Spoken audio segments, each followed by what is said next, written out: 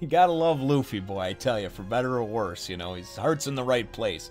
Definitely a cool chapter and didn't go as I expected it to. One Piece, chapter 376. I got it! Oh, boy. Well, hello, my brothers and sisters of the Nerd Nation. I, as always, am Jim, here to bring you another review on the awesome and adventure-filled and Luffy doesn't listen to the plan tale of One Piece. Now, our last chapter, of course, saw us with everybody finally getting together on the approach and having Enies Lobby in sight. Nico, Robin, and the CP9 agents had of course, disembarked from the Puffing Tom and were heading, into actual Enies Lobby. And the way it's set up is very, very cool. How they have like this, it's almost like a bridge rock plateau that goes out to this island that actually looks like it's floating. Because there's just like this sheer drop off that's just, they can't even see the bottom of it. At least Franky couldn't. That's like this water just drops off, and so I don't know what the deal is with that, man. Very cool though. We'll figure it out. But that's where the chapter left off, and the chapter winds up picking up over here. It's actually really neat. We get a lot of interaction amongst the crew members. As they go and they kind of get there and they start talking amongst themselves. It's funny because at first, Sniper King Usopp is actually, he's introducing himself to Luffy and, as the Sniper King, and he's talking about Sniper Island. And I love him, too. He's got this, he's got this song, and he's just like, because him and Chopper, it's funny because Luffy and Chopper are the only two that actually buy his shit. Everybody else is thinking in their head, yeah, that's Usopp. But Luffy is like, oh, really? Okay. Oh, and Usopp told you to come help us? And he's like, yeah, he told me to put all my efforts into saving Miss Robin and this and that. And he's like, oh, yeah, we do need to do that, And then Chopper's like, oh, he's a superhero because he's got a cape? Okay, great. So, can I have your autograph? And they're buying into it. But I love this song, he's just like, what does he say? He says, I was born on Sniper Island. I hit my target 100% of the time. And then he's like, la-dee-da, la-dee-da, la. And I don't even know if that's how the tune goes. I'll find out in the anime. But I just love it, And then where is Sniper Island? It's in your heart. It just is awesome. So, just awesome. But it is funny how you see that interaction and just how kind of Luffy and Chopper are the only ones that are kind of dim-witted enough, I guess you would say, to buy that load of shit that it actually is not Usopp. It looks and sounds and everything just like him, but with a mask on. But it's funny, though, because you see the word bubbles from everybody else, including, like, Kokoro and, some of the, the dock foreman and everything, and they're all like, the Franky family, they're all like, oh, that was the long nose. Hey, that's that guy. That's a guy that got beat up. So, anyway, he's pulling the wool over some people's eyes, and I guess that's the important thing. Sanji, though, winds up sitting down, and he explains to everybody the deal about Robin's fear of the Buster Call, right, and why she's so freaked out about it. So, and it's funny, though, because Luffy's just like, so? And then he's like, yeah, Robin, that idiot, or whatever, and they're like, why would you say that? And he's just like, Luffy is so simple-minded, but here, his mentality is almost like a childlike mentality, right? A child will come to you, and I know this because I have 3 of them, will come to you and they'll say, Dad, why can't so-and-so, why can't these people just get along, And they're maybe talking about something they saw or heard about in school about a war or something like that. And in their mind, it's just that simple. It's like, well, we'll just sit down and talk it out and we're fine. Luffy's, in his mind, it's that singular focus, that childlike mentality. He thinks to himself, he says, all this other stuff doesn't matter. I don't care about what she fears and everything else. The bottom line is, she doesn't want to die. And we're going to make sure that doesn't happen. So in his mind, she's being stupid doing this because it's going to exile her. She's going to die, right? So that's what I like about it, is that he's just basically like, all that other shit doesn't matter. It's cute that you told me, but I don't care. It doesn't change how I'm going to go about things, and it doesn't change the fact that I know she doesn't want to die, and I'm not going to let her. And it's like, you got to love and respect that, you know what I mean? On one hand, it's just like so simple that it almost seems stupid, But then on the other hand, it's like, it makes so much sense that it almost seems like it's some profound thing that came from the heavens down above, or came down from the heavens above. I can't even talk some days, and this is definitely one of them. But anyway, I really like that. I like the interaction of it. So they all sit around and they talk about, Paulie actually did some maintenance on the island, right? And he says, from my memory, which is not very good, this is what I remember. And he, talks about this gate, the island gate, the main gate, and, blah, blah, blah, and this and that, and how everything is set up, right? And then they talk about the gates of justice, and that was actually the picture that I was going to show everybody. They talk about the gates of justice that they actually see which is very cool. It looks really neat. And the Gates of Justice is, of course, where, you know, when criminals pass through there, the gate only opens slightly, and then they just disappear. And on the other end of it, there's reported to be, you know, just the Sea Kings and whatnot, kind of like the ones in the Calm Belt. And nobody knows how the Navy actually gets across there, but they must have some way. And then when you look at it from behind, it looks like it just goes out into nothing. So they have to have some kind of bridge that extends or some kind of invisible thing. I don't know. We'll find out eventually. But that's what I see, and that's how I see it. So they get to draw up this great plan, right? And they're like, all right. And Paulie's like, listen, you guys are the only ones that have the strength to beat CP9. And he's like, you know, and he even says, he goes, I saw firsthand, man, some next level shit. You know, he saw Zoro cut a train in two. He saw Zoro and Luffy go and punch through a goddamn tidal wave, right? You know, or whatever you want to call that from the Aqua Laguna. But, you know, a 100-foot tall wave, they punch a goddamn hole through it. And water is one of the most destructive things and forces in nature. So they are hardcore, and he knows it.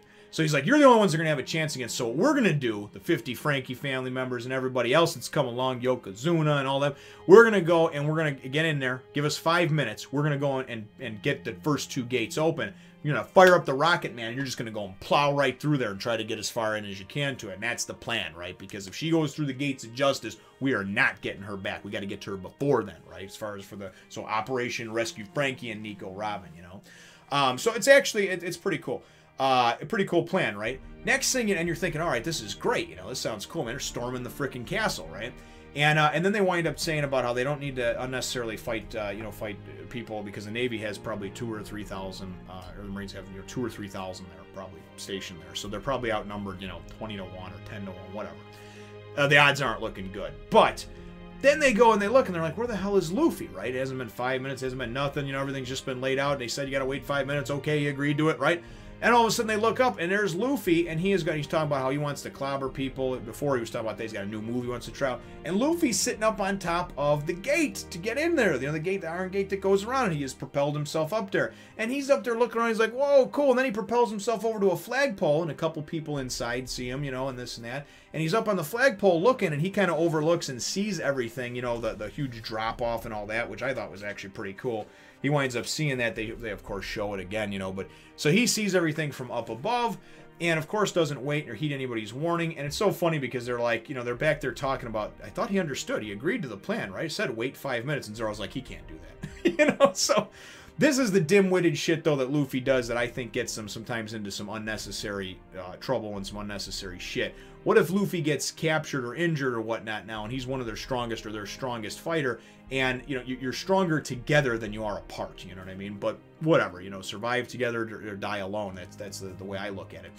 And that's an old quote from The Walking Dead in the first season from Rick Grimes. Andrew Lincoln said that. So for those of you that are interested. And the other thing I want to bring up very quickly before I get to the ending of the chapter is, in the One Piece universe, they must have the most useless, weak, inaccurate fucking guns ever, right? Because everybody's always shooting and firing, and even at point blank range, people are missing, and everybody who gets shot, it always just seems like it's a flesh wound. So I swear to God, it seems like they're firing fucking BB guns, right? And I actually have a couple of airsoft rifles, right? Electric rifles that are probably more accurate than the guns in One Piece, you know? So I remember when I was reading the first chapters and they're firing at Zoro and they're firing at Luffy, I'm thinking, oh shit, you know, they're gonna go down, you get shot. Bad news, right? Couple of shots, you're done, you know? But no, man, these guys, you know. So Luffy gets shot at, it doesn't do anything. Of course, you know, they miss him or whatever, you know, he dodges it. Luffy comes barreling in there, right? And it's great how this happens, because Luffy comes barreling in and just starts basically, where's Robin? And he's just destroying people, just flying through them, you know? Using different moves, rockets, feet first, he's just destroying people. And it's great because he goes and busts open the first gate, and then somebody goes and first reports it to Spandam, you know, the human spandex condom over there. And they go and they say, hey, Captain Dick with Eyes, or actually, I'm sorry, Director, you know, Director Dick with Eyes. You know, there's one person has broken in this net, and he's just like, at first he just fluffs it off, and he's like, one person, just take care of him. Well, you don't even notify me about shit like that, right? But then as the reports start coming in, they're like, sir, he's taken out this, sir, he's gotten far, sir, he's busted open this, and then it winds up being, sir, we think it's the Straw Hat. We think it's Straw Hat Luffy, you know? So it's great as the progression of the chapter goes to the end, because it's just Luffy just barreling through people and just busting them up, man. You know, here's a nice feet first one. He takes out a bunch of guys in, and he's just taking people out left and right, you know, and where is Robin? And he's just boom, boom, boom. So then we go, and at the end of the chapter, we actually get the last pages. You see Robin kind of walking away, and they're like, hey, what is it, Nico Robin? You know, keep moving, keep moving. And it's like she knows that he's there, right? She's hearing some of this commotion, I think, that's going on and everything else. And then we go, and the last thing is that you wind up getting Kokoro and everybody who's still in the train over there, and she goes, and she's like, in about 4 minutes, the Sea Train Rocket Man, and I love this, will storm the castle. So she's gonna go kamikaze pilot on that motherfucker and be like, boo boo, Rocket Man! And she's gonna come flying right through those open gates and propel them as far up into that shit as she can. Hopefully taking out as many government officials, Marine soldiers, and whatever random people that I guess she can. But definitely exciting and really kind of starting off with a bang, you know what I mean? Just makes you just want to read another one, which I'll do in just a minute. So my chapter question for you, though, brothers and sisters, is really what are your thoughts on Luffy and just the way he kind of storms into shit without actually thinking, you know? You have this crew with you, and you have these people that rely on you and that you rely on, but when you're the wild card, the one that's supposed to be the leader, and you're supposed to lead by example, right? People follow the example you set, and if the example you set is always just being this, just doing whatever you want with reckless abandon, it seems a little bit counterproductive to me. So my question for you, brothers and sisters, is, do you think that the actions that Luffy takes without thinking are justified, or do you think that he is kind of a dumb shit sometimes and should actually, hey, slow down for a second and actually listen to the plan and work with your teammates, not against them? Because there's many times he gets himself into some shit, and then he's gone for 10 or 20 chapters because something happens to him or whatever. And or some of his crewmates have to come and kind of pull his ass out of the fire. So let me know what your thoughts are on that, though, in the comments down below. Feel free to hit the thumbs up, the like button if you should think that I deserve it, and subscribe if you haven't done so already. We will look forward to catching all of you in the next one, nation. Remember to follow me on my other channels, as well as Facebook, Twitter, and Instagram.